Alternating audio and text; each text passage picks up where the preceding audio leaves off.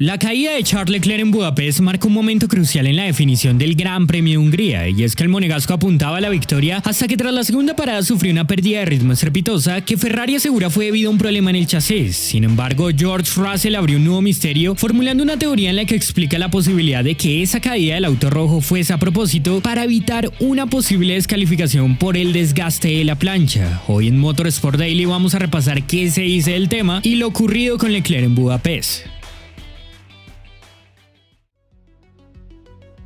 Charles Leclerc ilusionó a los tifosi tras una pole sensacional en el húngaro ring con la que amenazaron lo que antes de la clasificación parecía un fin de semana de tránsito para McLaren. El rendimiento del monegasco en la Q3 fue muy bueno y aprovechando el cambio de condiciones, Charles dio el batacazo para ponerse en la primera fila del domingo y desde el inicio de carrera aprovechó escapándose al frente. Si bien la diferencia no era tan amplia, estaba logrando mantener detrás a Piastri con un ritmo muy competitivo. Y aunque Norris iba a una estrategia alternativa que al final le funcionó, las chances de victoria de Leclerc y Ferrari eran reales. Esto hasta que justo cuando se detuvo por segunda vez en la vuelta 40, el monegasco perdió demasiado ritmo. Empezó a ir más lento que Norris, aun cuando el Ferrari llevaba un neumático nuevo y el McLaren un compuesto de varias vueltas, y fue cuestión de poco tiempo para que Piastri también la adelantara. En el momento la estrategia parecía un error y esa fue la primera crítica que muchos pensamos hacia el pitwall de Maranello. Sin embargo, la pérdida de ritmo no fue derivada de ir por duros o que los McLaren apretaran más al final. Tras la carrera, Frédéric Vasseur, en diálogos con Canal Plus, comentó que Leclerc tenía un problema en el chasis, algo que el monegasco también habló. Charles se disculpó con el equipo por su enojo a través de la radio y en la entrevista postcompetencia dijo que le explicaron lo que había pasado. Ante los medios sostuvieron que algo ocurrió con el chasis, pero no quisieron hacer mayores comentarios del tema sobre si se rompió o qué. Y aquí, al darnos una explicación tan simple y con cierto misterio, cuando analizas lo ocurrido a lo largo de la competencia, se abren teorías sobre si pasó algo más que no nos van a decir. ¿A qué me refiero? Este es el ritmo de Leclerc en la primera parte de la carrera comparado con Piastri, Norris y Russell. Este es el ritmo de Leclerc en la segunda parte de la carrera. Frédéric Vasseur, citando lo dicho en un artículo de autoracer.it, dijo que estaban investigando las causas, ya que en un punto dudaron de que Charles pudiera terminar la carrera debido a lo difícil que se volvió el manejo del auto. Perdió hasta 2 segundos por vuelta con sus rivales y tenía que gestionar. Pero ¿por qué ocurrió esto justo cuando paró? ¿Rompieron el auto con el gato? ¿Le pegó algo en la vuelta? No. Volvamos un poco antes en la competencia. Como recordarán, Leclerc se estuvo quejando desde la vuelta 9 aproximadamente de que estaba sufriendo recortes. Este término hace referencia cuando al final de la recta experimenta una entrega de potencia más baja de la normal. Según la radio de explicación de un análisis hecho por F1 Whisper, el ingeniero le pidió a Leclerc poner el modo FS1. Este reduce las revoluciones ocasionando una pérdida de velocidad final. La gráfica en pantalla muestra cómo desde la vuelta 9 Leclerc cede velocidad giro tras giro. La línea gris es antes del cambio a la unidad y la roja después, lo que ratifica la pérdida de rendimiento en recta. En el giro 27, cuando le pidieron de nuevo poner ese modo FS1, Leclerc dijo lo siguiente: vamos a perder la carrera con esto. Y aquí empezaron las discusiones de Charles quejándose por lo que el equipo estaba haciendo. ¿Por qué cortar el despliegue de LERS cuando te persigue un McLaren? ¿Problemas en la unidad? Pues no. Justo antes de la segunda parada, el ingeniero le repitió a Leclerc que en la curva 11 evitara usar el piano. Y acá está uno de los puntos fundamentales de la teoría que vamos a revisar a continuación.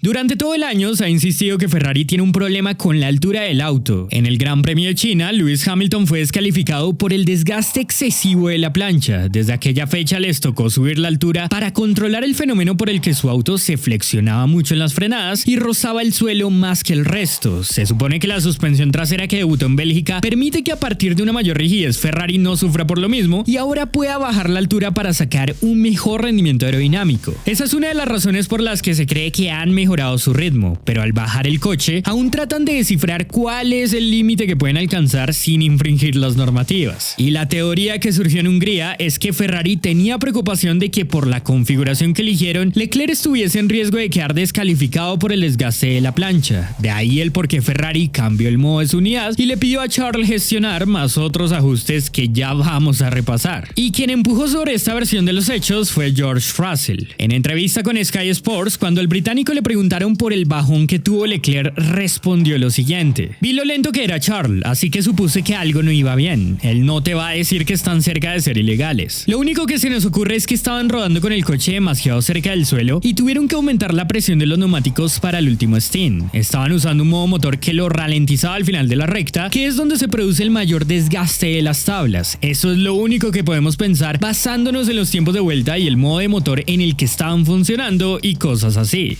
Tal cual explica Russell, ese modo motor por el que se dieron los recortes de potencia al final de la recta de los que se quejó Leclerc podrían relacionarse con la necesidad de que el auto no raspara tanto el suelo en la frenada. Al reducir la velocidad final, simplemente no golpearía con tanta intensidad, lo que reduce el desgaste del fondo. Esta podría ser una de las explicaciones que le dio Ferrari a Leclerc en privado. Pero el reducir la potencia como lo hicieron no representa los 2 segundos por vuelta que perdía, y de hecho fueron solo unas décimas las que se dio desde el 9º giro. Y aquí es donde aparece la teoría definitiva que apunta a que la altura era un problema. Como dijo George, puede que Ferrari calibrara los neumáticos de forma diferente en la segunda parada para regular esta situación. Para evitar que el suelo se desgastara más, la única manera de elevar la altura del auto en plena carrera es incrementando la presión de los neumáticos, y por eso se habrían detenido. La FIA por normativa tiene un mínimo de presión, pero no un máximo. Por lo general, en toda puesta a punto sueles ir con el neumático con la menor presión posible porque te proporciona un mayor agarre y en términos de rendimiento es lo mejor. Mientras cuando aumentas la presión pierdes mucha adherencia y la sensación del neumático es peor, lo que se ve reflejado en un tiempo de vuelta mucho más lento. Pero ¿qué ganas con esto? Que la altura del coche se eleve, así cuando el auto se comprima las frenadas no desgastará tanto la plancha, y eso es lo que George sugiere hizo Ferrari. Habrían usado presiones más altas para el último stint, algo que la reglamentación permite. Entonces, en resumen, lo que también fue replicado por diferentes medios es que puede que el bajón de ritmo de Leclerc no fue producto de una falla o rotura, sino que Ferrari, al ver que estaban rozando demasiado el suelo en competencia, tuvo que actuar para prevenir una descalificación. Subir la presión del neumático, recortar la potencia y pedirle a Leclerc que evitara los pianos son razones que explicarían ese bajón de rendimiento tan significativo. Que pierdas tanto tiempo después de una parada, aunque nunca lo podremos confirmar, y debo recalcar, esto es solo una especulación, tiene sentido que haya sido por cambiar la calibración de los neumáticos y alterar la altura. Ahora, ¿Ferrari entonces corrió de forma ilegal? Como tal, no. Oficialmente, el coche de Maranello pasó todas las inspecciones de la FIA y mantiene su cuarto lugar tras las revisiones del parque cerrado. ¿Qué es lo que ocurre? Hay que recordar que la altura del auto es una cuando se encuentra detenido y otra cuando está en movimiento. Si toda esta historia y teoría es cierta, Ferrari no configuró el coche con una altura por debajo de la permitida. Si así fuese, aún sin el desgaste, habrían sido descalificados. Con el auto estático, la altura que se revisó fue correcta. Lo que pasa es que según la puesta a punto hay coches que se comprimen más que otros en movimiento, y esto lo hacen todos a propósito para sacar un mejor desempeño. ¿Qué implica esto? Que sí es posible que el auto de Leclerc estuviera rozando demasiado el suelo cuando se movía porque su suspensión fuese muy blanda o algo así, y Ferrari haya exagerado con respecto al resto en la puesta a punto de la altura dinámica. Pero la única forma de considerar que cometieron una infracción es si al medir el desgaste del suelo el grosor era menor al permitido, y no fue así. Seguro por los cuidados que tomaron al final de la carrera. ¿Estuvieron cerca de infringir de ser real la historia? Sí, la altura dinámica del Ferrari en parte de la carrera pudo ser más baja de lo normal, lo que aunque le aportó competitividad, llevó a que desgastara mucho el fondo. A final de cuentas, nunca dirán si esta teoría es real, puede que la desmientan luego o no. Eso no lo sabremos, pero todo esto termina siendo cuanto menos curioso por los comentarios que se han realizado. Porque reconociendo los problemas de altura de Ferrari en 2025 y el cambio de suspensión, aún parece que les cuesta descifrar en qué rango pueden rodar sin que el coche se comprima tanto, y puede que hayan arriesgado mucho con la configuración. Todo es cuestión de equilibrio y es algo en lo que los cabalinos trabajan. En Budapest, sea lo que sea, perdieron la oportunidad de ganar. Deben quedarse con que en un punto dado tuvieron el ritmo, pero ahora necesitan entender cómo desbloquear ese potencial sin quedar sujetos a otro tipo de inconvenientes. Si les gustó el video, no olviden dejar su like, suscribirse si no lo están y activar las notificaciones para que no se pierdan nada de nuestro contenido. Un saludo a todos y muchas gracias.